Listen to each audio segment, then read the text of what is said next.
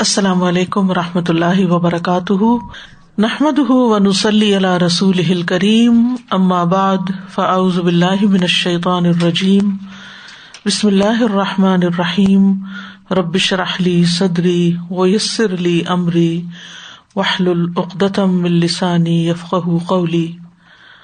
ہم نے جنت اور جہنم کے حالات پڑھے، آج ہم پڑھیں گے انشاءاللہ کہ جنت میں لے جانے والے اعمال کون سے ہیں۔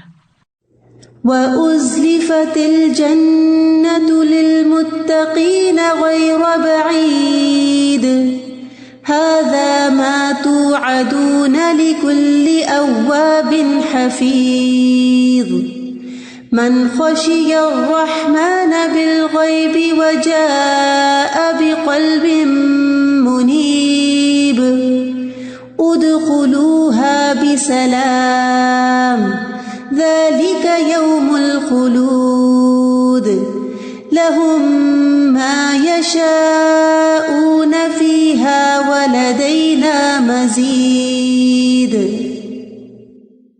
اور جنت متقین کے لیے قریب کر دی جائے گی جو کچھ دور نہ ہوگی، یہ ہے جس کا تم سے وعدہ کیا جاتا تھا، ہر اس شخص کے لیے جو بہت رجوع کرنے والا ہو، خوب حفاظت کرنے والا ہو، جو رحمان سے بن دیکھے ڈر جائے اور رجوع کرنے والا دل لے کر آیا ہو۔ اس میں سلامتی کے ساتھ داخل ہو جاؤ، یہی ہمیشہ رہنے کا دن ہے۔ ان کے لیے جو کچھ وہ چاہیں گے اس میں ہوگا، اور ہمارے پاس مزید بھی ہے، یعنی اللہ کا دیدار بھی ہے۔ تو آج ہم دیکھیں گے کہ جنت میں لے جانے والے اعمال کون سے ہیں، اور جنت سے محروم کرنے والے اعمال کون سے ہیں، اور جنت کے حصول کے لیے کون سی دعائیں کرنی چاہیے۔ سب سے پہلی چیز ہے ایمانیات میں کلمہ توحید کا اقرار اور اسی پر خاتمہ۔ حذیفہ رضی اللہ عنہ سے مروی ہے، وہ کہتے ہیں کہ ایک مرتبہ میں نے اپنا سینہ نبی صلی اللہ علیہ وسلم کے لیے تکیہ بنا رکھا تھا، یعنی آپ مجھ پر ٹیک لگائے ہوئے تھے، کہ نبی صلی اللہ علیہ وسلم نے فرمایا، جو شخص اللہ کا چہرہ چاہنے کے لیے لا الہ الا اللہ کا اقرار کرے اور اسی پر اس کا اختتام ہو تو وہ جنت میں داخل ہوگا۔ یعنی یہ سب سے پہلی اور اہم ترین شرط ہے کہ لا الہ الا اللہ کا اقرار کیا جائے اور مرتے وقت بھی اسی پر انسان کی موت آئے۔ سورۃ الفتح میں اللہ تعالیٰ فرماتے ہیں، لِيُدْخِلَ الْمُؤْمِنِينَ وَالْمُؤْمِنَاتِ جَنَّاتٍ تَجْرِي مِن تَحْتِهَا الْأَنْهَارُ خالدین فیہا ویکفر عنہم سیئاتہم وکان ذلک عند اللہ فوزا عظیما۔ تاکہ وہ مومن مردوں اور مومن عورتوں کو ان باغوں میں داخل کرے جن کے نیچے سے نہریں چلتی ہیں۔ تو یہاں پر جنت میں جانے کے لیے کیا ہے؟ ایمان لانا ضروری ہے، ہمیشہ ان میں رہنے والے اور ان سے ان کی برائیاں دور کر دے، اور یہ ہمیشہ سے اللہ کے نزدیک بہت بڑی کامیابی ہے کہ کوئی شخص ایمان لائے اور پھر جنت میں داخل ہو جائے۔ اسی طرح سورۃ مریم میں اللہ سبحانہ وتعالیٰ ایمان کے ساتھ عمل صالح کی شرط بھی لگاتے ہیں جنت میں داخلے کے لیے، فرمایا إِلَّا مَن تَابَ وَآمَنَ وَعَمِلَ صَالِحًا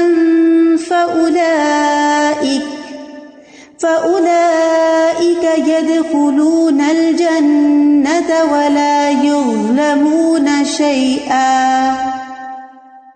مگر جس نے توبہ کی اور ایمان لایا اور نیک عمل کیا، یعنی پچھلے گناہوں سے توبہ کی، کفر سے، شرک سے، نفاق سے، کبیرہ گناہوں سے، اور ایمان لا کر نیک کام کیے، تو یہ لوگ جنت میں داخل ہوں گے اور ان پر کچھ ظلم نہ کیا جائے گا۔ اسی طرح جنت میں داخلے کے لیے اللہ کا تقوی ضروری ہے۔ سورۃ مریم میں فرمایا، تِلْكَ الْجَنَّةُ الَّتِي نُورِثُ مِنْ عِبَادِنَا مَنْ كَانَ تَقِيًّا۔ یہ ہے وہ جنت جس کا وارث ہم اپنے بندوں میں سے اسے بناتے ہیں جو متقی ہو، جس کے اندر تقویٰ ہو، اللہ کا ڈر ہو، اور اللہ کے ڈر کی وجہ سے وہ نیک اعمال کرے اور برے اعمال سے بچے۔ اللہ کے ڈر کے بارے میں سورۃ النازعات میں اللہ تعالیٰ فرماتے ہیں، وَأَمَّا مَنْ خَافَ مَقَامَ رَبِّهِ وَنَهَى النَّفْسَ عَنِ الْهَوَى فَإِنَّ الْجَنَّةَ هِيَ الْمَأْوَى۔ اور رہا وہ جو اپنے رب کے سامنے کھڑے ہونے سے ڈر گیا کہ ایک دن اللہ کے سامنے جا کے کھڑے ہونا ہے، مجھ سے میرے اعمال کے بارے میں پوچھا جائے گا، حساب لیا جائے گا، تو میں کیا جواب دوں گا۔ اور اس نے نفس کو خواہش سے روک لیا، یعنی دنیا میں اللہ کی مرضی کے مطابق رہا، نہ کہ اپنی ذاتی خواہش کے مطابق، تو بے شک جنت ہی اس کا ٹھکانہ ہے۔ پھر اسی طرح اللہ کے سامنے عاجزی اختیار کرنا، جھک کے رہنا۔ سورۃ ہود میں فرمایا، ان الذين آمنوا وعملوا الصالحات واخبتوا الى ربهم اولئك اصحاب الجنة هم فيها خالدون۔ بے شک جو لوگ ایمان لائے اور انہوں نے نیک اعمال کیے اور اپنے رب کی طرف عاجزی کی، یعنی ہمبل بن کے رہے، جھکے رہے، اطاعت کرتے رہے، وہی جنت والے ہیں، وہ اس میں ہمیشہ رہنے والے ہیں۔ پھر اسی طرح نبی صلی اللہ علیہ وسلم کی اطاعت بھی ضروری ہے، آپ پر ایمان لانا اور آپ کی اطاعت کرنا۔ صحیح بخاری میں آتا ہے، من اطاعنی دخل الجنہ، نبی صلی اللہ علیہ وسلم نے فرمایا جس نے میری اطاعت کی تو وہ جنت میں داخل ہوگا۔ اسی طرح ایمان لانے میں فرشتوں پر ایمان، کتابوں پر ایمان، سارے رسولوں پر ایمان اور آخرت پر ایمان، تقدیر پر ایمان لانا ضروری ہے۔ اس ایمان کے بغیر کوئی شخص جنت میں داخل نہیں ہو سکتا۔ ایمان کے بعد عمل صالح ضروری ہے، اور عمل صالح میں سب سے پہلے عبادات کی پابندی۔ رسول اللہ صلی اللہ علیہ وسلم نے فرمایا، جو شخص اللہ اور اس کے رسول پر ایمان لائے اور نماز قائم کرے اور رمضان کے روزے رکھے تو اللہ پر حق ہے کہ وہ اسے جنت میں داخل کرے۔ 5 نمازوں کی حفاظت۔ رسول اللہ صلی اللہ علیہ وسلم نے فرمایا، اللہ تبارک و تعالیٰ نے اپنے بندوں پر 5 نمازیں فرض کر دی ہیں، جو شخص انہیں اس طرح ادا کرے کہ ان میں سے کسی چیز کو ضائع نہ کرے اور نہ ان کا حق معمولی سمجھے، یعنی پورے رکوع اور سجود کرے، طہارت پراپر کرے، تو اللہ تبارک و تعالیٰ کا وعدہ ہے کہ اسے جنت میں داخل کرے۔ اور جو انہیں اس طرح ادا نہ کرے گا، یعنی نماز تو پڑھ رہا ہے لیکن وقت پہ نہیں پڑھ رہا، یا وضو پراپر نہیں کیا، یا سطر کا اہتمام نہیں کیا، یا قبلہ رخ نہیں ہوا، یا اور شرائط کو پورا نہیں کیا، تو پھر اللہ کا اس سے کوئی وعدہ نہیں، چاہے تو سزا دے چاہے تو بخش دے۔ تو اس لیے صرف نماز پڑھنا کافی نہیں، اس کے لیے ضروری ہے کہ اس کو شرائط اور آداب کے ساتھ ادا کیا جائے۔ ایک دن میں 12 رکعت سنت نماز ادا کرنے والے کے لیے بھی جنت میں محل کی خوشخبری ہے۔ نبی صلی اللہ علیہ وسلم نے فرمایا، جو شخص ہمیشہ 12 رکعت پڑھے گا، من ثابر علی، یعنی یہ نہیں ایک دن پڑھ لیے، من ثابر علی 12 رکعتا، جو شخص ہمیشہ 12 رکعت سنت پڑھے تو اللہ عز و جل اس شخص کے لیے جنت میں گھر بنائے گا۔ ظہر کے فرض سے قبل 4، ظہر کے فرض کے بعد 2، مغرب کے فرض کے بعد 2، عشاء کے فرض کے بعد 2، اور فجر کے فرض سے پہلے 2 رکعت۔ اس طرح ٹوٹل 12 سنت ہو گئی۔ انہیں سنن رواتبہ بھی کہا جاتا ہے، یہ فرائض کے علاوہ ہے، فرض نماز کے علاوہ۔ پھر صبح شام مسجد میں حاضری۔ نبی صلی اللہ علیہ وسلم نے فرمایا، جو شخص صبح اور شام مسجد میں جاتا ہے، اللہ تعالیٰ جنت میں اس کی مہمانی کا سامان کرے گا۔ وہ صبح شام جب بھی مسجد جائے گا۔ پھر روزے کی حالت میں خاتمہ ہونا۔ نبی صلی اللہ علیہ وسلم نے فرمایا، جو شخص اللہ کے چہرے کی خاطر روزہ رکھے 1 دن کا، اور اسی پر اس کا اختتام ہو، نہیں روزہ پورا کرے اور پھر اس میں فوت بھی ہو جائے، تو وہ جنت میں داخل ہوگا۔ پورا کرے سے مراد یہ نہیں کہ روزہ پورا کرے، ختم لہ بہا، خاتمہ بھی اس کا اسی پر ہوا، تو پھر داخلہ جنت میں ہے۔ پھر حج کا اجر۔ صحیح بخاری میں ہے، رسول اللہ صلی اللہ علیہ وسلم نے فرمایا، ایک عمرے کے بعد دوسرا عمرہ دونوں کے درمیان کے گناہوں کا کفارہ ہے، اور حج مبرور کا بدلہ جنت کے سوا کچھ نہیں۔ یعنی حج اور عمرہ بھی انسان کے ان اعمال میں سے جو جنت میں لے جانے والے ہیں۔ عبادات کے بعد نفلی صدقات۔ نبی صلی اللہ علیہ وسلم نے فرمایا جو شخص اللہ کا چہرہ چاہنے کے لیے صدقہ کرے، یعنی کسی پہ احسان نہ جتائے اور بد دلی سے نہ کرے بلکہ خوشی سے کرے، اور اسی پر اس کا اختتام ہو، یعنی آخر دم تک اس نے ریاکاری نہیں کی، اور جب بھی خرچ کیا چاہے سالوں سال گزر گئے کبھی بھی اس نے اس کو نہیں جتایا، تو وہ جنت میں داخل ہوگا۔ پھر رسول اللہ صلی اللہ علیہ وسلم نے فرمایا 40 خصلتیں جن میں سے سب سے اعلیٰ و ارفع دودھ دینے والی بکری کا ہدیہ کرنا ہے، ایسی ہیں کہ جو شخص ان میں سے ایک خصلت پر بھی عامل ہوگا ثواب کی نیت سے اور اللہ کے وعدے کو سچا سمجھتے ہوئے، تو اللہ اس کی وجہ سے اسے جنت میں داخل کرے گا۔ یعنی انسان دوسرے انسانوں کی ضروریات پوری کرے، ان میں سے ایک ضرورت کیا ہے کہ دودھ دینے والی بکری کا صدقہ کرنا، اور وہ گائے بھی ہو سکتی، بھینس بھی ہو سکتی، یعنی وہ خرید کر کسی غریب فیملی کو انسان دے دے کہ جو اس سے اپنا پیٹ بھر سکے، ان کے بچے پی سکیں۔ ایسے صدقات کو بھی جن کا خاص طور پر بائی نیم ذکر کیا گیا، ایک تو نا جنرلی صدقہ ہم ویسے ہی دے دیتے ہیں بغیر کسی وجہ کے کہ ٹھیک ہے جیسے چاہیں خرچ کر لیں، اور ایک یہ ہے کہ خود خرید کے یا کسی سے کہہ کے خرید کے کسی کو وہ دلوانا خوبصورت صدقہ ہے اور اس پر جنت کی بشارت ہے۔ پھر معاملات میں سب سے اہم صلہ رحمی ہے، رشتہ داروں کے ساتھ اچھا سلوک رکھنا ہے۔ ابو ایوب کہتے ہیں ایک آدمی نے نبی صلی اللہ علیہ وسلم کی خدمت میں حاضر ہو کر عرض کیا کہ مجھے ایسا عمل بتا دیجیے جو مجھے جنت کے قریب اور جہنم سے دور کر دے۔ آپ نے فرمایا اللہ کی عبادت کرو، اس کے ساتھ کسی کو شریک نہ کرو، نماز قائم کرو، زکوٰۃ ادا کرو، اور اپنے رشتہ داروں سے صلہ رحمی کرو، یعنی ان کے حقوق ادا کرتے رہو، ان سے جڑے رہو، ان سے تعلق قائم رکھو۔ اور ان میں خاص طور پر سب سے پہلا حق جس کا ہے وہ ہے والدین سے نیکی کرنا۔ حضرت عائشہ کہتی ہیں کہ رسول اللہ صلی اللہ علیہ وسلم نے فرمایا میں سویا تو میں نے خواب میں اپنے آپ کو جنت میں دیکھا، تو میں نے وہاں ایک قاری کی تلاوت کی آواز سنی، میں نے پوچھا یہ کون ہے؟ مجھے بتایا گیا یہ حارثہ بن نعمان ہے۔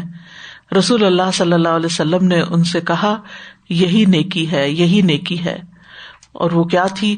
وہ لوگوں میں سے اپنی والدہ کے ساتھ بہت زیادہ حسن سلوک کرنے والے تھے، یعنی والدین اور والدین میں سے بھی والدہ، اس کے ساتھ حسن سلوک کرنا، اس کا خیال رکھنا، اس کی ضروریات پوری کرنا، اس کا دل خوش کرنا، زندہ ہو تب بھی، اور اگر کوئی فوت ہو جائے تو مرنے کے بعد بھی ان کے لیے صدقہ خیرات کرنا، یہ ایسی نیکی ہے جو انسان کو جنت میں لے جانے والی ہے۔ کیونکہ جب تک زندہ ہوتے ہیں ہم بعض اوقات ان کا خیال رکھنے کو ہی حسن سلوک سمجھتے ہیں، جب وہ فوت ہو جاتے ہیں تو ہم ان کو بھول جاتے ہیں۔ نہیں، ان کے لیے لازم کر لینی چاہیے دعا بھی اور صدقہ بھی، جو ریگولر بیسس پر ہو۔ پھر اسی طرح عام لوگوں کے ساتھ تعلق اچھا کیسے ہو؟ ان کو وہ دینا جو خود کو پسند ہو، یعنی اپنی پسندیدہ چیزوں میں سے دوسروں کو دینا۔ رسول اللہ صلی اللہ علیہ وسلم نے فرمایا تم میں سے جو شخص یہ چاہتا ہے کہ اسے جہنم کی آگ سے بچا لیا جائے اور وہ جنت میں داخل ہو جائے تو اسے اس حال میں موت آنی چاہیے کہ وہ اللہ اور یوم آخرت پر ایمان رکھتا ہو، اور لوگوں کو وہ دے جو خود لینا پسند کرے، یعنی اوروں کے لیے بھی وہی چیز پسند کرے جو اپنے لیے پسند کرتا ہے۔ جب کسی کے ساتھ انسان معاملہ کرنے لگے تو سوچے کہ کیا میں اپنے لیے پسند کروں گا جو میں دوسرے کے لیے کر رہا ہوں۔ پھر کھانا کھلانا اور عمدہ کلام کرنا۔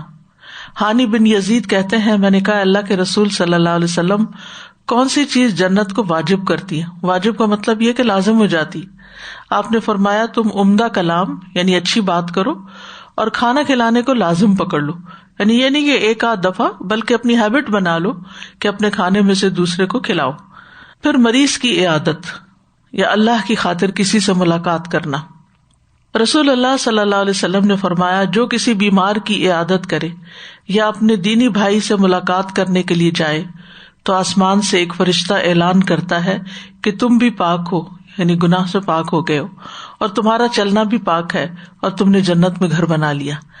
اور اس میں ضروری نہیں کہ گھر سے باہر والے لوگ ہی بیمار ہوں تو انسان خاص طور پر ان کے لیے پوچھے، جو گھر میں پڑے ہوئے ہوں ان کا خیال رکھنا بھی ضروری ہے، اور اس نیت کے ساتھ کہ اس کا اتنا اجر ہے، صبح و شام ان کا خاص طور پر حال پوچھے۔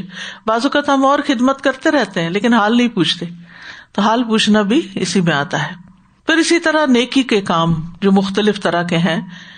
ابو ذر کہتے ہیں میں نے کہا اللہ کے رسول صلی اللہ علیہ وسلم کون سی چیز بندے کو آگ سے نجات دلاتی ہے؟ آپ نے فرمایا اللہ پر ایمان لانا. میں نے کہا اللہ کے نبی کیا ایمان کے ساتھ عمل بھی ضروری ہے؟ آپ نے فرمایا اللہ نے جو رزق اسے عطا کیا ہے اس میں سے خرچ کرے، یعنی دینے والا بنے. میں نے کہا کہ اللہ کے رسول صلی اللہ علیہ وسلم اگر وہ فقیر ہو اور اس کے پاس کوئی ایسی چیز نہ ہو جو اللہ کے راستے میں دے سکے، آپ نے فرمایا پھر وہ نیکی کا حکم دے اور برائی سے روکے. میں نے کہا اللہ کے رسول صلی اللہ علیہ وسلم اگر وہ ایسا کرنے سے عاجز ہو اور نیکی کا حکم دینے اور برائی سے روکنے کی طاقت نہ رکھتا ہو، آپ نے فرمایا پھر وہ کسی بے ہنر جاہل کو کوئی ہنر سکھا دے. جو ہنر آپ کو آتا ہے، مثلا ہنر کیا ہوتے ہیں، جیسے کسی کو کمپیوٹر سکھا دینا، کسی کو کوئی کپڑے سینے سکھا دینا، کسی کو کھانا پکانا سکھا دینا، روٹی پکانا سکھا دینا، کپڑے دھونا سکھا دینا. یہ جو گھر کے کام ہوتے ہیں یہ بھی ایک اسکل ہوتی ہے، کیونکہ اگر وہ طریقے صحیح آتے ہوں تو انسان بہت جلد اور آسان طریقے سے کام کر سکتا ہے. میں نے دیکھا کہ بعض لوگوں کو برتن تک دھونے نہیں آتے ہوتے، بچپن سے انہیں کسی نے سکھایا نہیں، یا والدہ کو بھی نہیں آتے ہوں گے، اس نے بھی نہیں سیکھے. آگے بچیوں کے اندر بھی وہی چیز. اور بعض اوقات بچیوں کے اندر جب یہ ہنر نہیں ہوتے تو اگلے گھروں میں جا کے ان کے لیے بڑی بڑی مشکلات پیدا ہو جاتی ہیں. تو یہ ہنر سکھانا بھی دوسرے کے لیے دنیا میں بھی آسانی کا باعث اور اپنے لیے جنت کمانے والی بات. میں نے کہا اگر وہ خود بے ہنر ہو، اس کو ہی نہیں کچھ عقل اور کچھ بھی کرنے کی طاقت نہ رکھتا ہو، آپ نے فرمایا پھر کسی مغلوب اور مظلوم کی مدد کرے. میں نے کہا اگر وہ خود ضعیف ہو اور مظلوم کی مدد کرنے کی طاقت نہ رکھتا ہو، آپ نے فرمایا تو اپنے بھائی میں کوئی خیر و بھلائی چھوڑنا ہی نہیں چاہتا، یعنی اسے کچھ بھی نہیں آتا. تو ایسے کمزور انسان کو چاہیے کہ وہ لوگوں کو تکلیف نہ دے، پھر یعنی کچھ نہیں کر سکتا تو کسی کو ہرٹ نہ کرے. میں نے کہا اللہ کے رسول صلی اللہ علیہ وسلم جب کوئی آدمی یہ عمل کرے گا تو وہ جنت میں داخل ہو جائے گا. آپ نے فرمایا جو مسلمان بھی ان میں سے کوئی نیکی کرے گا، یعنی جتنے بھی کام بتائے گئے ہیں، وہ نیکی اس کا ہاتھ پکڑ لے گی یہاں تک کہ وہ اسے جنت میں داخل کر دے گی. یعنی نیک کام کرنے کے جو عمومی نیک کام ہیں ان کے بھی اتنے فائدے ہیں. پھر اسی طرح اچھی گواہی ہونا بندے کی، اچھے کام کرنا تاکہ اچھی گواہیاں ہوں. یہ نہیں کہ انسان دکھاوے کے لیے کام کرنا شروع کر دے، اخلاص کے ساتھ معاملہ کرے. جو بندہ امانت دار ہو، مخلص ہو، لوگوں کے دل سے اس کے لیے تعریف نکلتی. اور جو ڈنڈی مارے، باتوں میں ہیر پھیر کرے، کہے کچھ کرے کچھ اور دھوکہ دے کسی کو، چالاکیاں کرے دوسروں کے ساتھ، تو وہ بھی پتہ چل جاتا ہے دوسروں کو. نبی صلی اللہ علیہ وسلم نے فرمایا جس مسلمان کی اچھائی پر 4 لوگ گواہی دے دیں اللہ اسے جنت میں داخل کرے گا. ہم نے کہا اگر 3؟ آپ نے فرمایا 3 پر بھی. ہم نے پوچھا اگر 2 مسلمان گواہی دیں؟ آپ نے فرمایا 2 پر بھی. پھر یتیم بچوں کی کفالت، نبی صلی اللہ علیہ وسلم نے فرمایا اپنے یا کسی دوسرے کے یتیم بچے کی پرورش کرنے والا، میں اور وہ جنت میں اس طرح ہوں گے بشرطے کہ وہ اللہ کا تقوی رکھتا ہو. امام مالک نے شہادت والی اور درمیان والی انگلی سے اشارہ کیا، یعنی 7 ہوں گے. پھر اسی طرح اخلاقیات، 6 صفات کا ہونا. نبی صلی اللہ علیہ وسلم نے فرمایا مجھے 6 چیزوں کی ضمانت دو، میں تمہیں جنت کی ضمانت دیتا ہوں. بات کرو تو سچ بولو، وعدہ کرو تو پورا کرو، جب امین بنایا جائے تو امانت کا حق ادا کرو، اپنی شرمگاہوں کی حفاظت کرو، اپنی نظروں کو جھکا کر رکھو اور اپنے ہاتھ روک لو. بات میں سچائی، وعدہ پورا، امانت میں خیانت نہیں، شرم و حیا، نگاہیں جھکانا اور اپنے ہاتھ روک لینا یعنی غلط کاموں سے. اور ان میں خاص طور پر جو نیک عمل ہے وہ زبان کی حفاظت ہے. ابو ہریرہ کہتے ہیں ایک آدمی نے عرض کیا یا رسول اللہ صلی اللہ علیہ وسلم فلاں عورت نماز، روزہ، صدقہ کی کمی میں مشہور ہے. کمی سے مراد یہ نہیں کہ وہ فرائض نہیں ادا کرتی، یعنی فرض پورے کر لیتی ہے، صرف پنیر کے چند ٹکڑے صدقہ کرتی ہے، لیکن اپنی زبان سے پڑوسیوں کو نہیں ستاتی، یعنی کسی کو دکھ نہیں دیتی. آپ نے فرمایا وہ جنتی ہے.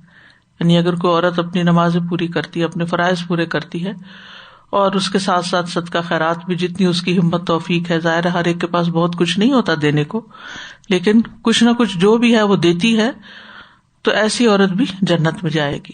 لیکن اس کے برعکس وہ عورت جو نماز، روزہ، نفل بھی اور فرض بھی کرے لیکن اپنی زبان سے دوسروں کو تکلیف دے تو وہ جہنمی ہے. اچھی گفتگو جو ہے، کسی کے ساتھ بھی اچھے طریقے سے بات کرنا جس میں نہ کسی کا مذاق اڑایا گیا ہو، نہ کسی کو بلیٹل کیا گیا ہو، نہ کسی کو تانا دیا گیا ہو، نہ کسی کے عیب چن چن کے اس کو بتائے گئے ہوں، تو عمدہ طریقے سے بات کرنا جو ہے یہ بھی جنت میں لے جانے والی چیزوں میں سے ہے. نبی صلی اللہ علیہ وسلم نے فرمایا سلام پھیلاؤ, اچھی گفتگو کرو, صلہ رحمی کرو, اور راتوں کو جب لوگ سو رہے ہوں تو تم قیام کرو, تم سلامتی کے ساتھ جنت میں داخل ہو جاؤ گے. سلام میں پہل کرنا, سلام کا اہتمام کرنا.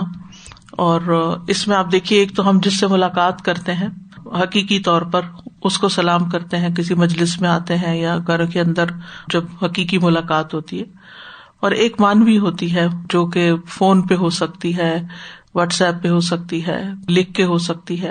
جیسے پہلے کہتے تھے نا خط کیا ہے, آدھی ملاقات ہے, تو اس میں بھی سلام کرنا جو ہے وہ بھی اس میں شامل ہو جاتا ہے.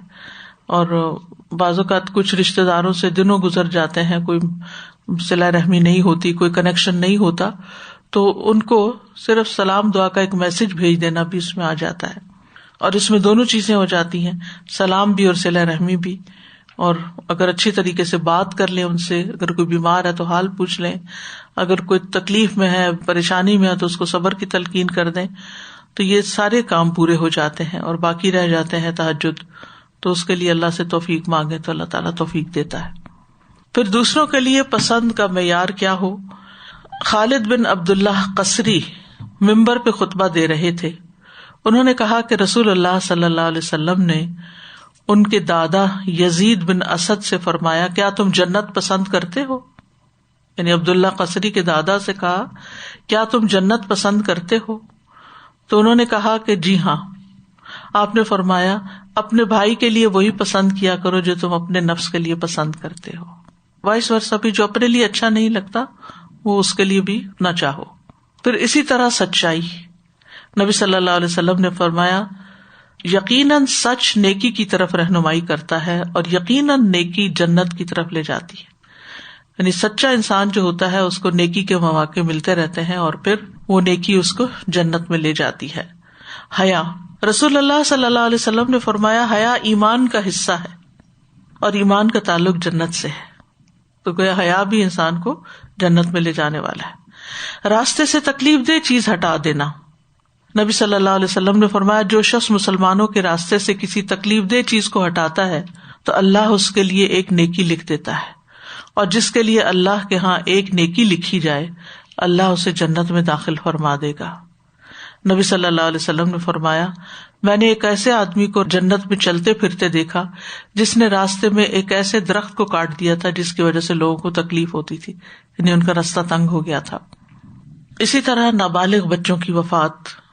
ابن عباس کہتے ہیں کہ میں نے رسول اللہ صلی اللہ علیہ وسلم کو کہتے ہوئے سنا میری امت میں سے جس کے 2 بچے فوت ہو کر آگے چلے جائیں وہ جنت میں داخل ہوگا.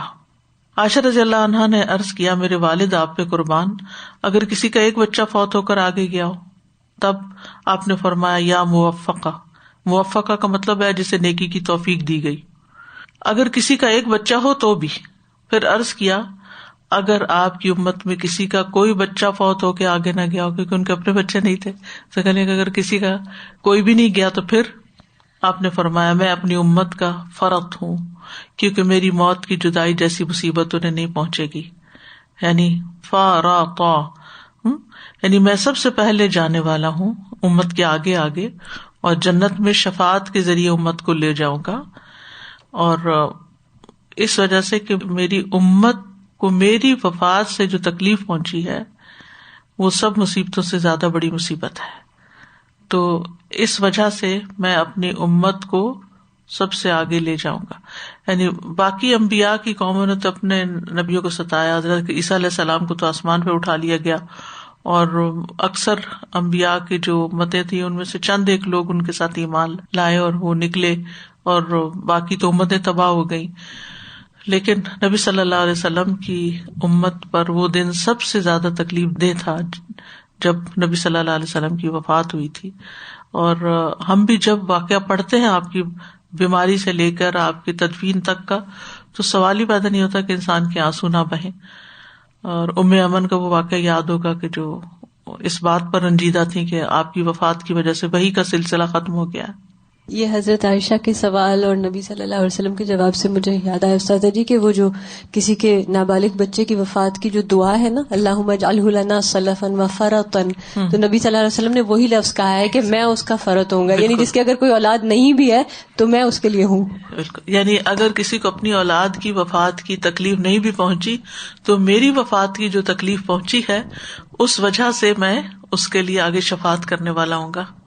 سازا یہاں پر جب بتایا جا رہا تھا نا کہ مریض کی عیادت اور اللہ کی خاطر جو سارے کام بتائے گئے کہ کم سے کم یہ کر لو جس میں ساری باتیں بتائیں کہ ایمان، عمل، رزق، فقیر اگر ہے تو ایٹ لیسٹ اتنا کر لے کہ برائی سے روک لے، اور پھر ایٹ لیسٹ کچھ نہ کر سکے تو دوسرے کو تکلیف نہ دے. And I was just thinking کہ سب کچھ کر لیتے ہیں لوگ، عیادت کرنے جاتے ہیں، پھول لے کے جاتے ہیں، فروٹ لے کے جاتے ہیں، اور باقی صدقہ خیرات، اینڈ جیسے کوئی بندے سے ڈیل ہوتی ہے اینڈ تکلیف اتنی آتی ہے بندے سے بندے کو، اسپیشلی آج دلوں میں جو کھچ آ گئی ہے، جو احساس نہیں رہا. ہاں، اب سب سے پہلے وہ تکلیف دے دیتے، مالی کام سارے کر لیں گے، مال سے کرنے والے سارے کام ہو جائیں گے، اور ویسے بھی میل ملاقات کر لیں گے اور بھی ہیلپ بھی کر دیں گے، ہر چیز مال سے جان سے ہو جائے گی، مگر اخلاق سے نہیں ہوگی.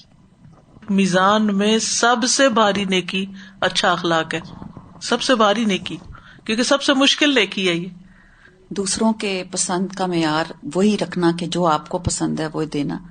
لیکن کئی مرتبہ ایسا بھی ہوتا ہے کہ جیسے والدین کو کوئی چیز پسند ہوتی ہے اور آپ کو نہیں ہوتی وہ چیز، اور بچوں کو ان کا خیال کرنا ہوتا ہے کہ وہ دینا ہوتا ہے ان کو، تو اس بات کا بھی بہت خیال، کیونکہ والدین کو ہم ناراض نہیں کر سکتے، اور کئی مرتبہ ہم ان سے ایسی بات کر جاتے ہیں کہ جو ان کو بہت اس سے چڑ ہوتی ہے اور ان کو اچھا نہیں لگتا، لیکن ہم کئی دفعہ کئی والدین کو بہت زیادہ حال پوچھنے سے بھی چڑ ہوتی، تو ہمیں زیادہ پتا ہوتا ہے کہ ہمارے جو رشتے دار ہیں یا کس کو کیا چیز ضرورت ہے. انداز پہ ڈپینڈ کرتا ہے نا، اور جب پتہ چل جائے کہ کسی کو حال پوچھنا اچھا نہیں لگتا تو پھر انسان کوئی اور طریقہ اختیار کرے.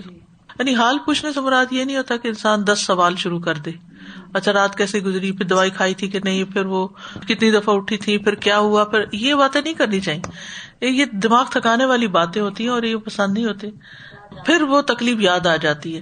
تو حال پوچھنے سے مراد یہ ہے کہ کانٹیکٹ رکھنا اور اس طرح معاملہ کرنا کہ دوسرا فیل کرے کہ کوئی میری کیئر کرنے والا ہے، نہ کہ میرے پہ بوجھ ہے. خلاصہ یہ نکلا کہ تقویٰ، بیسک چیز تو تقویٰ، اور پھر دوسرا جس بات کو بہت زیادہ ابھی جیسے ہم لوگوں نے بھی الیبوریٹ کیا ڈسکشن میں بھی، عمدہ کلام، سب سے مشکل چیز عمدہ کلام. تو ایک تو یہ 2 چیزیں تھیں، اور دوسرے میں سوچ رہی تھی کہ یہ جو ہے نا ایک کسی کو ہنر سکھانا، تو اب آج کل کے زمانے میں تو ہنر کے بھی وہ معیار بدل گیا نا، جیسے کسی کو کوئی آپ ایپ ڈاؤن لوڈ کر کے دے دیں کہ اچھا یہ آپ سن لیں، کسی کو ریکارڈنگز آپ تلاوت وغیرہ کی ڈاؤن لوڈ کر کے دے دیں کہ وہ سنتے رہیں بیچارے بزرگ. پھر مائکرو ویو کا اتنا زیادہ استعمال ہے کہ بزرگ بیچارے گھر میں اکیلے ہوتے ہیں، تو کوئی ایک بس بٹن ان کو فکس کر کے دے گا، بس آپ یہ دبائیں گی تو وہ گرم ہو جائے گا. تو اتنی ڈفرنٹ چیزیں ہیں جو آج کے زمانے میں ہم تھوڑا ڈفرنٹ ہو گیا. جتنی نئی ٹیکنالوجی ہے، جتنی نئی مشینری ہے، ان سب کا سیکھنا ایک کام ہے جی، اور دوسرے کو سکھانا. جی بالکل. اور استاذہ جی یہ جو بات ہے نا کہ جو اپنے لیے پسند کرے وہی دوسرے کے لیے، تو اس کا نا فنی، لیکن کیا ہوتا ہے کہ رشتہ کسی کو بتاؤ تو پھر وہ فوراً کمپیریزن کرتے ہیں کہ اچھا اپنی بچی کے لیے تو آپ نے یہی سوچا، اور حالانکہ وہ صحیح ہوتا ہے، صرف شکل پہ کئی دفعہ آ کے تو بات دوسرے لوگ اس طرح کی کر دیتے ہیں. تو وہ مجھے لگ رہا تھا تھوڑا سا جیسے ان کو سمجھنا چاہیے اس بات کو بھی کہ ڈفرینٹ وقت میں ڈفرینٹ حالات ہوتے ہیں، اور ایک صرف حالات بھی، اور پھر کسی کا ڈپلیکیٹ تو کوئی نہیں ہوتا نا، کہ پھر یہ کہ سامنے والے کو بھی دیکھنا پڑتا ہے. ہو سکتا ہے کہ آپ کے بیٹے کی کوالیفیکیشن اور ہو جس کے لیے ایسی کوئی چیز مل گئی اور دوسرا اس معیار پہ نہ پورا اترتا ہو. پھر ہے ذکر اذکار.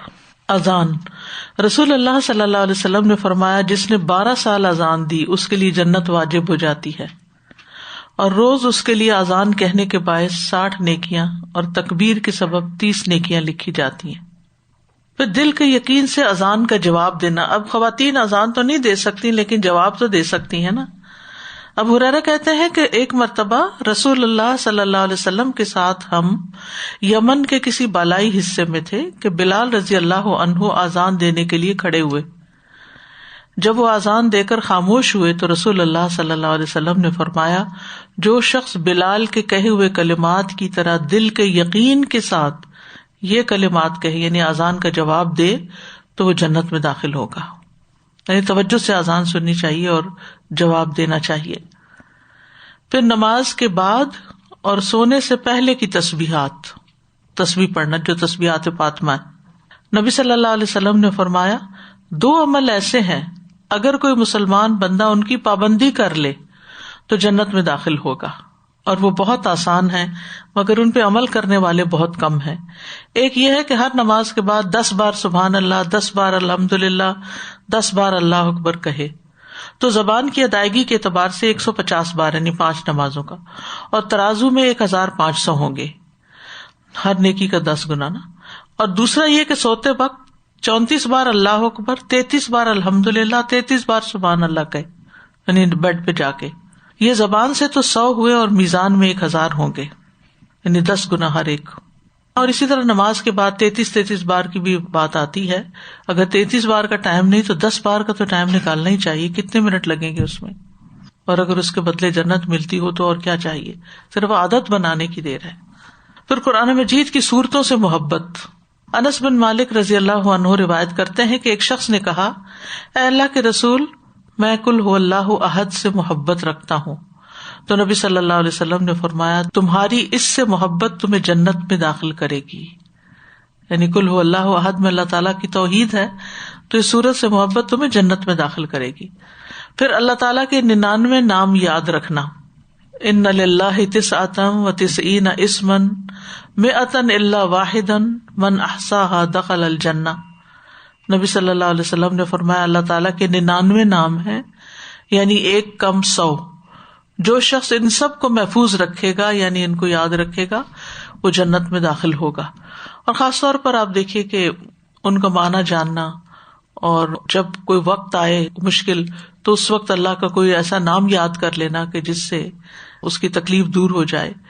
کیونکہ انسان کی یہ نیچر ہے کہ تکلیف میں اسے کوئی چاہیے ہوتا ہے، کوئی مددگار چاہیے ہوتا ہے، کوئی کنسول کرنے والا چاہیے ہوتا ہے، کوئی اس کی سننے والا چاہیے ہوتا ہے، کوئی آسرا چاہیے ہوتا ہے، جسے ہم کہتے ہیں نا آسرا، وہ آسرا چاہیے ہوتا ہے.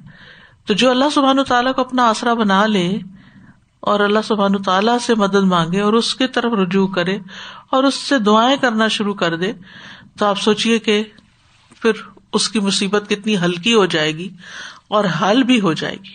ایسے موقع پر اس موقع کی مناسبت سے اللہ تعالیٰ کا کوئی نام یاد کر کے اس کو اس کے ساتھ پکار کے یا اس کی اس خوبی کے ساتھ یاد کر کے تسلی رکھنا، یہ بھی بڑا ضروری ہے. پھر وضو کے بعد کے نفل پڑھنے سے جنت واجب ہوتی ہے. عقبہ بن عامر جوہنی سے روایت ہے کہ رسول اللہ صلی اللہ علیہ وسلم نے فرمایا، جو کوئی وضو کرے اور اچھا وضو کرے، پھر 2 رکعتیں پڑھے اور وہ اپنے دل اور چہرے سے ہی ان پر متوجہ رہے، تو اس کے لیے جنت واجب ہوگی. تو آپ دیکھیے کہ جیسے چاشت کی نماز ہے یا ضحیٰ کی نماز ہے، تو اس وقت آپ وضو کے بعد نفل ہی پڑھتے ہیں نا، تو اگر وہ نفل پوری توجہ کے ساتھ پڑھے جائیں کہ ادھر ادھر دھیان نہ کریں تو جنت واجب کرنے والے ہیں. پھر اسی طرح اذکار میں سے جنت کے حصول کے لیے نہایت آسان کلمات ہیں. آپ نے فرمایا، جو یہ کلمات کہے، رضیت باللہ ربا وبالاسلام دینا وبمحمد رسولا، اس کے لیے جنت واجب ہو جاتی ہے. پھر سید الاستغفار پڑھنا.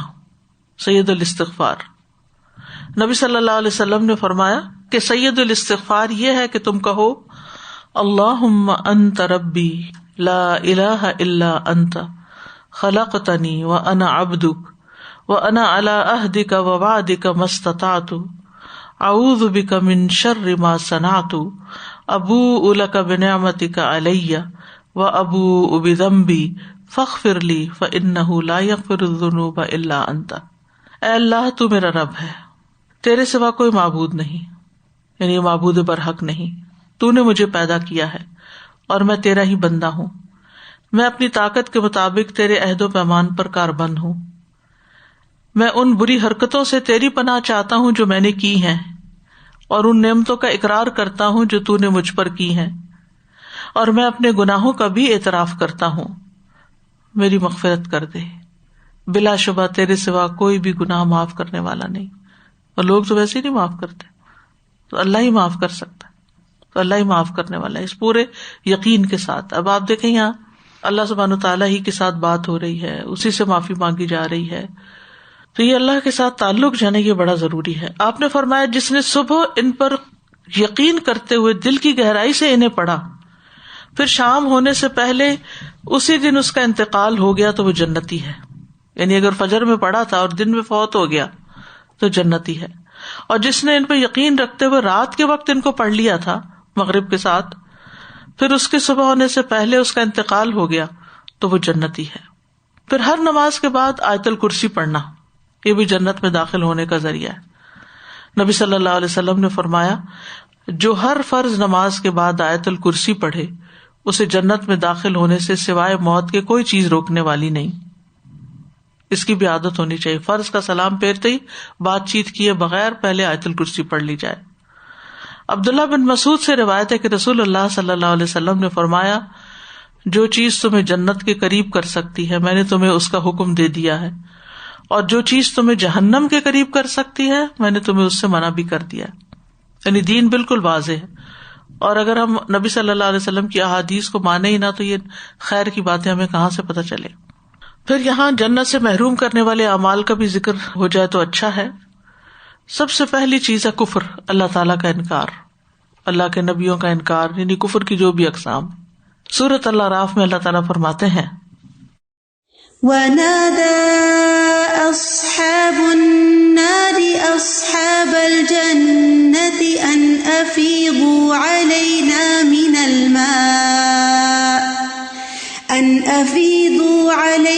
مِنَ الْمَاءِ أَوْ مِمَّا رَزَقَكُمُ اللَّهُ قَالُوا إِنَّ اللَّهَ حَرَّمَهُمَا عَلَى الْكَافِرِينَ. اور آگ والے جنت والوں کو آوازیں دیں گے جہنم میں سے کہ ہم پر کچھ پانی بہا دو, یا اس میں سے جو کچھ اللہ نے تمہیں رزق دیا ہے اس میں سے کچھ کھانے کو دے دو. وہ کہیں گے بے شک اللہ نے یہ دونوں چیزیں کافروں پہ حرام کر دی ہیں, نہ پانی نہ کھانا, جنت کا کھانا تمہارے لیے نہیں, حالانکہ ان کے پاس وافر ہوگا. ابو ہریرہ رضی اللہ عنہ کہتے ہیں کہ نبی صلی اللہ علیہ وسلم نے فرمایا کہ اللہ تعالیٰ فرماتے ہیں میں نے کافروں پہ جنت حرام کر دی ہے. جنت کیا, جنت کا کھانا اور پانی بھی حرام ہے. دوسری چیز ہے شرک.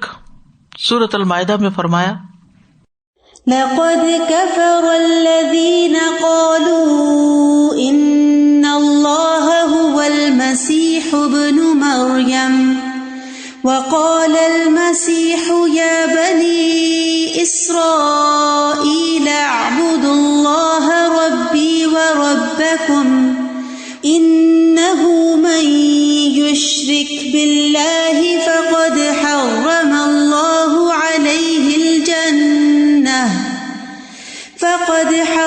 الله عليه الجنة ومأواه النار وما للظالمين من أنصار. اے بنی اسرائیل اللہ کی عبادت کرو. مسیح علیہ السلام نے کہا تھا جو میرا اور تمہارا رب ہے. بے شک حقیقت یہ ہے کہ جو بھی اللہ کے ساتھ شریک بنائے, یعنی کسی کو اللہ کا بیٹا قرار دے یا پارٹنر, تو یقیناً اس پر اللہ نے جنت حرام کر دی اور اس کا ٹھکانہ آگ ہے, اور ظالموں کے لیے کوئی مدد کرنے والا نہیں. اسی طرح اللہ تعالیٰ کی آیات کا انکار اور تکبر کرنا یہ بھی جنت سے محروم کرنے والی چیز ہے. سورۃ الاعراف آیت 40 میں فرمایا ان الذين كذبوا بآياتنا واستكبروا عنها لا تفتح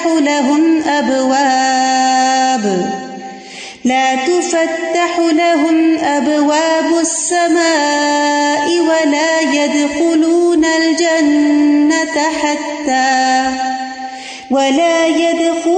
الجنة حتى يلج الجمل في سم الخياط وكذلك نجزي المجرمين. بے شک جن لوگوں نے ہماری آیات کو جھٹلایا اور انہیں قبول کرنے سے تکبر کیا، ان کے لیے نہ آسمان کے دروازے کھولے جائیں گے اور نہ وہ جنت میں داخل ہوں گے یہاں تک کہ اونٹ سوئی کے ناکے میں داخل ہو جائے، یہاں تک کہ اونٹ سوئی کے ناکے میں داخل ہو جائے. اور اونٹ بھلا کیسے داخل ہو سکتا اس میں؟ امپاسبل. اور ہم مجرموں کو اسی طرح بدلا دیتے ہیں. پھر قطع رحمی، رسول اللہ صلی اللہ علیہ وسلم نے فرمایا قطع رحمی کرنے والا جنت میں داخل نہ ہوگا. پھر چغل خوری، نبی صلی اللہ علیہ وسلم نے فرمایا چغل خور جنت میں داخل نہیں ہوگا. پھر پڑوسی کو ستانا، نبی صلی اللہ علیہ وسلم نے فرمایا جس کی ایذا رسانی سے اس کے پڑوسی محفوظ نہ ہو وہ جنت میں نہیں جائے گا. پھر ذرا برابر تکبر، نبی صلی اللہ علیہ وسلم نے فرمایا جس کے دل میں رائی کے دانے برابر بھی تکبر ہوگا وہ جنت میں نہیں جائے گا. اور تکبر کیا ہے؟ حق سے منہ موڑنا اور لوگوں کو کمتر سمجھنا. لوگوں کو کمتر سمجھنا، حق سے منہ موڑنا. بعض اوقات لوگ حق کو قبول کر لیتے ہیں لیکن لوگوں کے بارے میں رائے اچھی نہیں رکھتے، ان کو حقیر سمجھتے ہیں. اس کی کیا علامات ہوتی ہیں؟ لوگوں کو کمتر کیسے سمجھا جاتا ہے؟ جب ہم لوگوں کے بارے میں کوئی رائے دیتے ہیں، تبصرہ کرتے ہیں، تو عام طور پہ ہم کیا کہتے ہیں؟ چھوڑو انہیں کیا پتا، انہیں نہیں پتا. کسی کے بارے میں کہیں گے اس کو دنیا کا نہیں پتا، کسی کے بارے میں کہیں گے اس کو دین کا نہیں پتا، اس کو فلاں نہیں آتا، اس کو یہ نہیں آتا، اس کو وہ نہیں آتا، یہ نہیں کرتا، یہ وہ نہیں کرتا. تو یہ جو لوگوں کو حقیر سمجھنا ہے نا، اور اپنی دھوس چلانا اور اپنی مرضی کرنا اور اپنے آپ کو زیادہ عقل مند سمجھنا، یہ رویہ بڑا خطرناک ہے. تو رائی کے دانے برابر، رائی کیا چیز ہے؟ یعنی بہت تھوڑی کوانٹٹی جو ہے تکبر کی وہ بھی نقصان دہ ہے، کیونکہ وہ دوسروں کے لیے بہت اذیت کا باعث بن جاتی ہے. یعنی اگر مثلاً ایک استاد ہے پڑھا رہا ہے اور اگر کسی نے کوئی سوال کر دیا تو کہا تم جاہل، تمہیں کیا پتا. کوئی غریب ہے سوال کر بیٹھا، ان کا تو کام ہی صرف مانگنا ہے، حقیر سمجھ کر اشاروں سے بھی، ناک چڑھا کے، ماتھے پہ بل ڈال کے، کیسے کیسے طریقے سے ہم لوگوں کو ذلیل کرتے ہیں. تو کسی کو کچھ آتا ہو یا نہ آتا ہو، ہم کون ہیں جو کسی کو حقیر سمجھیں؟ ہر ایک کی غلطیوں سے درگزر کرنے کی ضرورت ہے اور اس پہ بے جا تبصرے نہیں کرنے چاہیے، کسی پہ ہنسنا نہیں چاہیے، بدگمانی نہیں کرنی چاہیے. کیونکہ ہنسنے کے پیچھے بھی کیا ہوتا ہے؟ جب کوئی کسی پہ ہنستا ہے تو اس کا مطلب کیا ہے؟ حقیر سمجھتا ہے اس کو، تبھی ہنستا ہے نا. ہم اپنے ماں باپ کو اپنے سے بڑا سمجھتے ہیں تو ان پہ تو نہیں ہنستے، اور اگر کوئی ماں باپ پہ بھی ہنستا ہے تو اس کا مطلب تو بالکل ہی گیا گزرا. سادہ یہاں پر یہ مجھے یاد آ رہا تھا کہ تکبر میں جیسے آپ نے کہا نا کسی کو کمتر سمجھنا، اور چاہے وہ کسی چیز میں کمی بھی رکھتا ہو تب بھی اسے کمی کا احساس نہیں دلانا چاہیے. تو جب میں اسپیشل نیڈس کے ساتھ پہلے کام کر چکی ہوں، اس کی ایجوکیشن بھی لی ہے، تو آپ چہروں پہ دیکھیں گی اتنی لوگ ایسے شو کریں گے جیسے they are like feeling very bad about them and they don't like it, disgusting. کبھی منہ سے بول دیں گے oh what disgusting is this. and even teachers بھی جو اس کے لیے مقرر کی گئی ہیں، جنہیں پیسے دیے گئے ہیں کہ آپ ان کا خیال رکھیں، مگر وہ ہر وقت منہ سے ان کے لیے نا بری بات نکل رہی ہوگی کہ ایک تو آپ کو رکھا گیا ان کی ٹیک کیئر کے لیے اور ان کے اسٹیم کو بڑھانے کے لیے.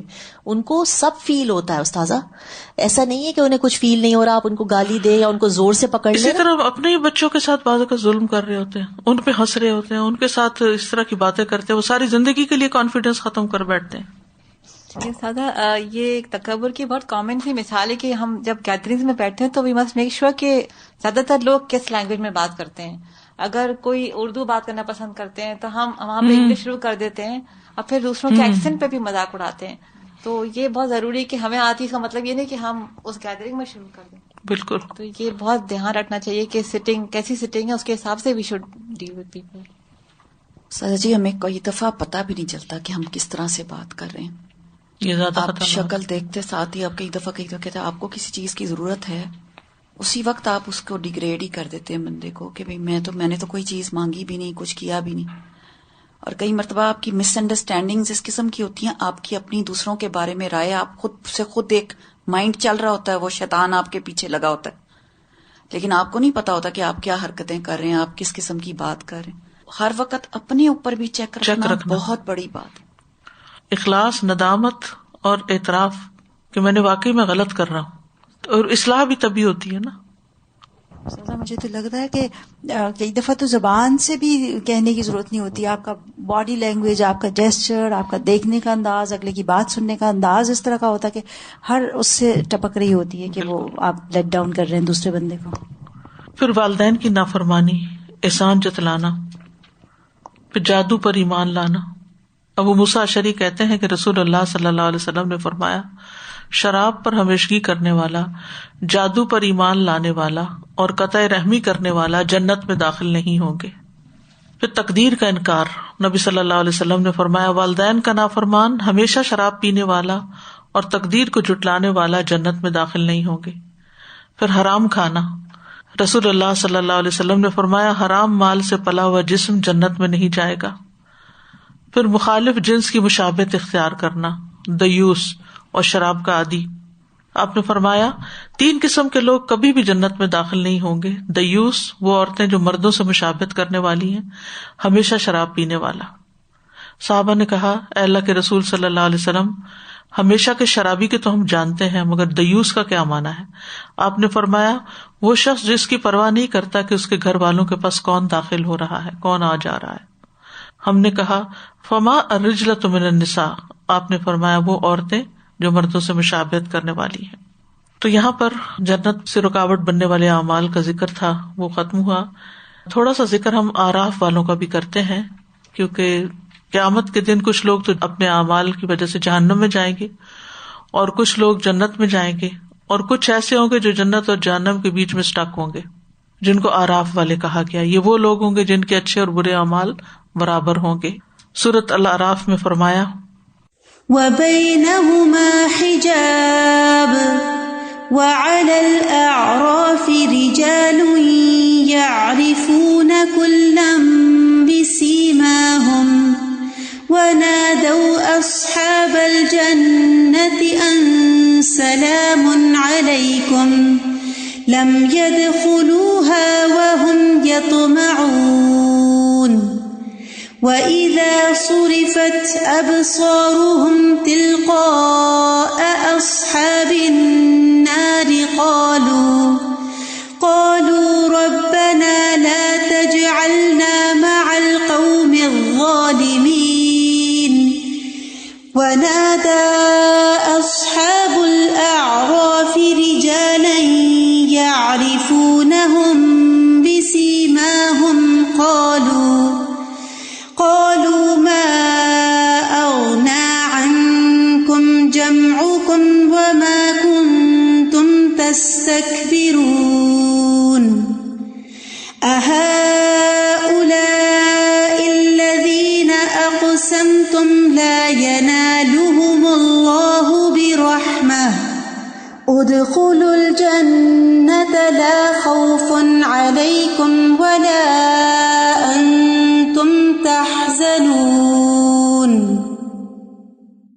اور ان دونوں کے درمیان ایک آڑ ہوگی. دونوں کون ہیں؟ جنت والے یا جہنم والے. بیچ میں ایک دیوار ہوگی یا آڑ ہوگی، اور اس کی بلندیوں پر کچھ لوگ ہوں گے جو سب کو ان کی نشانی سے پہچانیں گے.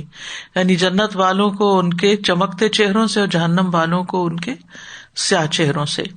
اور وہ جنت والوں کو آواز دیں گے، تم پر سلام ہو. وہ اس میں داخل نہ ہوئے ہوں گے اور وہ طمع رکھتے ہوں گے، یعنی یہ آراف والے. اور جب ان کی نگاہیں آگ والوں کی طرف پھیری جائیں گی تو کہیں گے، اے ہمارے رب، ہمیں ان ظالم لوگوں کے ساتھ مت کرنا. بلندیوں والے کچھ لوگوں کو آواز دیں گے جنہیں وہ ان کی نشانی سے پہچانتے ہوں گے، یعنی جہنم والوں میں سے. کہیں گے، تمہارے کام نہ تمہاری جماعت آئی اور نہ جو تم بڑے بنتے تھے. کیا یہی وہ لوگ ہیں، یعنی جنت والے، جن کے متعلق تم نے قسمیں کھائی تھی کہ اللہ انہیں کوئی رحمت نہیں پہنچائے گا؟ جنت میں داخل ہو جاؤ، نہ تم پر کوئی خوف ہے اور نہ تم غمگین ہو گئے. یعنی آج ان کو جنت میں بھیج دیا گیا ہے. تو یہ آراف والے کون ہیں؟ آراف کا لفظ جو ہے یہ عرف کی جمع ہے. عرف کہتے ہیں عام زمین سے اونچی جگہ کو، جیسے دیوار ہو، ٹیلا ہو کچھ. طبری اس کی تعریف یہ کرتے ہیں کہ عربوں کے نزدیک ہر وہ جگہ جو اونچی ہوتی ہے اس کو عرف کہتے ہیں، ہر وہ جگہ جو بلندی پر ہوتی ہے. مرغ کی کلغی کو عرف کہا جاتا ہے کیونکہ وہ اس کے باقی سارے جسم کی نسبت اوپر ہوتی ہے.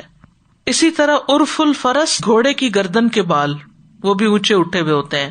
اور اونچی جگہ کا نام عرف بھی اسی کی طرف لوٹتا ہے، کیونکہ اونچی جگہ، بلند جگہ نشیبی اور نیچی جگہ کی نسبت زیادہ پہچانی جاتی، عرف عرف پہچاننے کو کہتے ہیں، وہ تو پہچانی جاتی ہے. اور اصطلاح میں اعراف سے مراد وہ پردہ، دیوار یا اونچا ٹیلا جنت اور جہنم کے درمیان ایک رکاوٹ ہے جس کو اللہ تعالیٰ قیامت کے دن بنا دے گا. اور اعراف والے لوگ جنت والے اور جہنم والے دونوں گروہوں کو دیکھیں گے اور ان کو ان کی علامات سے پہچانیں گے. یہ جس آیت میں آتا ہے وہ بینہما حجاب، یہی اعراف ہے. ابن قیم کہتے ہیں کہ بینہما حجاب کا مطلب ہے کہ جنتیوں اور جہنمیوں کے درمیان پردہ ہوگا، حجاب ہوگا. ایک قول یہ ہے کہ یہ ایک دیوار ہوگی جو ان کے درمیان بنائی جائے گی، اور اس کا ایک دروازہ ہوگا جس کے اندرونی حصے میں اللہ کی رحمت ہوگی اور اس کے بالمقابل دوسری طرف عذاب ہوگا. اس کا وہ باطنی حصہ جو کہ مومن کے قریب ہوگا بس اس میں رحمت ہوگی، اور اس کا بیرونی حصہ جو کافروں کی طرف ہوگا ان کی طرف عذاب ہوگا. ایک آیت میں اعراف کو سور کا نام بھی دیا گیا ہے. سورۃ الحدید میں آتا ہے يوم يقول المنافقون والمنافقات للذين آمنوا انظرونا نقتبس من نوركم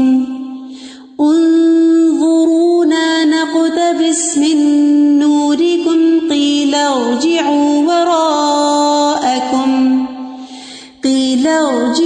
وراءكم فالتمسوا نورا فضرب بينهم بسور له باب باطنه فيه الرحمة وظاهره من قبله العذاب. جس دن منافق مرد اور منافق عورتیں ان لوگوں سے کہیں گے جو ایمان لائے، ہمارا انتظار کرو کہ ہم تمہاری روشنی سے کچھ روشنی حاصل کر لیں. کہا جائے گا اپنے پیچھے لوٹ جاؤ، بس کچھ روشنی تلاش کرو. پھر ان کے درمیان ایک دیوار بنا دی جائے گی جس میں ایک دروازہ ہوگا، اس کے اندرونی جانب اس میں رحمت ہوگی اور بیرونی جانب اس کی طرف عذاب ہوگا. حذیفہ اور عبداللہ بن عباس کہتے ہیں کہ یہ وہ لوگ ہوں گے اعراف والے جن کی نیکیاں اور برائیاں برابر ہوں گی، پس ان کی برائیاں جنت تک جانے سے ان کو پیچھے کر دیں گی، لیکن ان کی نیکیاں ان کو آگ سے بچا کر آگے لے جائیں گی. ان کو وہاں کھڑا کر دیا جائے گا یہاں تک کہ اللہ ان کے بارے میں جو چاہے گا فیصلہ کرے گا. پھر اللہ تعالیٰ آخر میں ان کو اپنی رحمت کے ساتھ جنت میں داخل کر دے گا، لیکن وہ ایک لانگ ویٹنگ پیریڈ میں ہوں گے. ابن مسعود کہتے ہیں کہ جس کی نیکیاں اور برائیاں برابر ہوں گی وہ اعراف والوں میں سے ہوگا. اور یعرفون کلم بسیماہم کا مطلب ہے کہ جنتیوں کے چہرے سفید اور نورانی ہوں گے اور جہنمیوں کے کالے، یا امت محمد صلی اللہ علیہ وسلم کے وضو کے اعضاء جو چمک رہے ہوں گے. وہم یطمعون کا معنی ہے وہ جنت میں جانے کی امید رکھتے ہوں گے، یعنی ابھی گئے نہیں لیکن ان کو اللہ سے اچھی امید ہوگی. اپنے حساب کتاب کی وجہ سے وہ ابھی انتظار میں ہوں گے. تو اعراف والے وہاں کھڑے ہو کر دونوں کو پہچانیں گے اور جنت والوں کو سلام بھی کریں گے، اور جہنم والوں کو دیکھ کر اس سے بچنے کی دعا بھی کریں گے. اور یہ سب سے آخر میں جنت میں جائیں گے، یعنی جب میجر کراؤڈ چلا جائے گا. اس کے بعد پھر وہ جو جہنم میں گرے ہوئے لوگ ہیں وہ شفاعت سے نکل کے پھر جائیں گے. ایک بات یاد رکھیے کہ جو جہنمی جہنم کے دروازوں سے داخل ہوں گے وہ اس میں ہمیشہ رہیں گے. جہنم کے دروازوں سے جو گئے اندر وہ نہیں نکل پائیں گے، لیکن جو مسلمان اوپر سے پل صراط پر سے گریں گے وہ جہنم کی اوپر والی سطح پر ہوں گے، اور ان میں سے ہر ایک کو اس کے عمل کے مطابق، کسی کو گرم لو ملے گی، کسی کو آگ ہوگی، کوئی آگ میں پک کے ایسے کوئلہ ہو جائے گا اور پھر اس کو نہر حیات میں ڈالا جائے گا. اللہ عالم کہ کس کے اوپر کیا گزرتی ہے، لیکن یہ کہ وہ جہنم کی گہرائیوں میں نہیں جائیں گے. گہرائیوں میں منافقین جائیں گے اور کفار ہوں گے اور مشرکین وغیرہ ہوں گے، لیکن سب سے اوپر جو صراط کراس کرتے ہوئے گریں گے وہ پھر نکال لیے جائیں گے، پھر شفاعت سے نکالے جائیں گے، پھر اللہ تعالیٰ کے اتقاء ہوں گے. اور اس طرح ان میں سے آخری شخص بھی، جس کا ہم پیچھے تفصیل سے پڑھ چکے ہیں کہ کس طرح وہ آہستہ آہستہ جنت تک پہنچ جائے گا اور اس میں داخل ہو جائے گا. تو یہ ہے اعراف والوں کا حال کہ وہ باقی جنت والوں کی نسبت بعد میں اندر جائیں گے. ہم سب کو جنت کے حصول کے لیے کام بھی کرنے چاہیے، اللہ کو راضی بھی کرنا چاہیے اور دعائیں بھی کرنی چاہیے. اللہم انی اسألک الجنۃ واعوذ بک من النار. اللہم انی اسألک جنۃ الفردوس الاعلی. رب ابن لی عندک بیتا فی الجنہ. اللہم ادخلنا الجنہ. اللہم ادخلنا الجنہ. اللہم ادخلنا الجنہ. اللہم انی اسألک ایمانا لا یرتد ونعیما لا ینفد ومرافقۃ محمد فی اعلی جنت الخلد. اے اللہ، میں آپ سے ایسے ایمان کا سوال کرتا ہوں جس میں کبھی ارتداد نہ آئے، ایسی نعمتوں کا سوال کرتا ہوں جو کبھی ختم نہ ہو، اور ہمیشہ کی جنت کے بلند حصے میں محمد صلی اللہ علیہ وسلم کی رفاقت کا سوال کرتا ہوں. اللہم انی اسألک الجنۃ وما قرب الیہا من قول او عمل واعوذ بک من النار وما قرب الیہا من قول او عمل. اے اللہ، میں تجھ سے جنت کا سوال کرتا ہوں اور ہر اس قول اور عمل کی توفیق کا سوال کرتا ہوں جو اس سے قریب کرے، اور میں جہنم سے تیری پناہ میں آتا ہوں اور ہر اس قول اور عمل سے پناہ مانگتا ہوں جو جہنم سے قریب کرے. اللہم اقسم لنا من خشیتک ما یحول بیننا وبین معاصیک ومن طاعتک ما تبلغنا به جنتک ومن طاعتک ما تبلغنا به جنتک ومن الیقین ما تهون به علینا مصیبات الدنیا ومتعنا باسماعنا وابصارنا وقوتنا ما احییتنا واجعله الوارث منا واجعل ثأرنا على من ظلمنا وانصرنا على من عادانا ولا تجعل مصیبتنا فی دیننا ولا تجعل الدنیا اکبر ہمنا ولا مبلغ علمنا ولا تسلط علینا من لا یرحمنا ولا تسلط علینا من لا یرحمنا. ابو ہریرہ رضی اللہ عنہ کہتے ہیں کہ نبی صلی اللہ علیہ وسلم نے فرمایا، بے شک اللہ تبارک و تعالیٰ کے کچھ زائد فرشتے ایسے بھی ہیں جو گھومتے پھرتے رہتے ہیں، یعنی ایکسٹرا فرشتے ہیں وہ، جن کی کوئی اسپیسیفک ڈیوٹی نہیں. وہ ذکر کی مجالس کو تلاش کرتے ہیں. جب وہ ایسی مجلس کو پا لیتے ہیں جس میں ذکر ہو تو ان کے ساتھ بیٹھ جاتے ہیں. پس جب وہ جدا ہوتے ہیں وہ اٹھ جاتے ہیں، یعنی جب لوگ ڈسپرس ہوتے ہیں تو فرشتے بھی اٹھ جاتے ہیں اور آسمان کی طرف چڑھتے ہیں. تو اللہ عز و جل ان سے پوچھتا ہے، حالانکہ وہ بخوبی جانتا ہے کہ تم کہاں سے آئے ہو. وہ عرض کرتے ہیں، ہم زمین میں تیرے بندوں کے پاس سے آئے ہیں جو تیری تسبیح، تکبیر، تحلیل اور تعریف اور تجھ سے سوال کرنے میں مشغول تھے. اللہ فرماتا ہے، وہ مجھ سے کیا سوال کر رہے تھے؟ وہ عرض کرتے ہیں، وہ تجھ سے تیری جنت کا سوال کر رہے تھے. اللہ تعالیٰ فرماتا ہے، کیا انہوں نے میری جنت کو دیکھا ہے؟ وہ عرض کرتے ہیں، نہیں ہے رب. اللہ تعالیٰ فرماتا ہے، اگر وہ میری جنت کو دیکھ لیتے تو ان کی کیا کیفیت ہوتی؟ وہ عرض کرتے ہیں، اور وہ تجھ سے پناہ بھی مانگ رہے تھے. اللہ تعالیٰ فرماتا ہے، وہ مجھ سے کس چیز کی پناہ مانگ رہے تھے؟ فرشتے عرض کرتے ہیں، اے رب تیری جہنم سے. اللہ تعالیٰ فرماتا ہے، کیا انہوں نے میری جہنم کو دیکھا ہے؟ وہ عرض کرتے ہیں، نہیں. اللہ تعالیٰ فرماتا ہے، اگر وہ میری جہنم کو دیکھ لیتے تو ان کی کیا کیفیت ہوتی؟ فرشتے عرض کرتے ہیں کہ وہ تجھ سے مغفرت بھی مانگ رہے تھے. تو اللہ تعالیٰ فرماتے ہیں کہ تحقیق میں نے معاف کر دیا، اور انہوں نے جو مانگا میں نے انہیں عطا کر دیا، اور جس سے انہوں نے پناہ مانگی میں نے انہیں پناہ دے دی. تو اللہ تعالیٰ ہمیں جنت الفردوس عطا کرے اور جہنم سے بچا لے اور ہمیں معاف کر دے. الحمدللہ یہ سیریز یہاں پر اب مکمل ہو گئی. اللہ سبحانہ وتعالیٰ ہمیں عمل کی توفیق دے اور اس سے بہتر کام کرنے کی توفیق عطا فرمائے، ہماری کوتاہیوں سے درگزر فرمائے. اور اس حدیث کے حوالے سے یہ کہوں گی کہ ہم اس وقت گھروں میں بھی بیٹھ سکتے تھے، مجلس کے بغیر بھی پڑھ سکتے تھے، لیکن اپنا وقت نکال کے آنا، مجلس میں بیٹھنا اور پھر فرشتوں کی ہمسائیگی میں بیٹھنا، یہ بہت بڑے اعزاز کی بات ہے.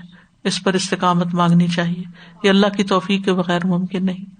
اللہ سبحانہ وتعالی ہمیں آئندہ بھی سیکھتے رہنے کی توفیق عطا فرمائے. وآخر دعوانا ان الحمد للہ رب العالمین. سبحانک اللہم وبحمدک، اشہد ان لا الہ الا انت، استغفرک واتوب الیک. السلام علیکم ورحمۃ اللہ وبرکاتہ.